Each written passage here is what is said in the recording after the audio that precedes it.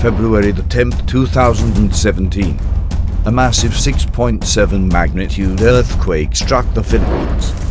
The quake damaged some buildings, knocking out power and sent residents fleeing to safety. Many residents were roused from sleep by the shaking and rushed into the streets, with some children crying in the confusion. The quake had a shallow depth of 11 kilometers. Matthew 24:7. For nation shall rise against nation, and kingdom against kingdom, and there shall be famines, and pestilences, and earthquakes, in divers places.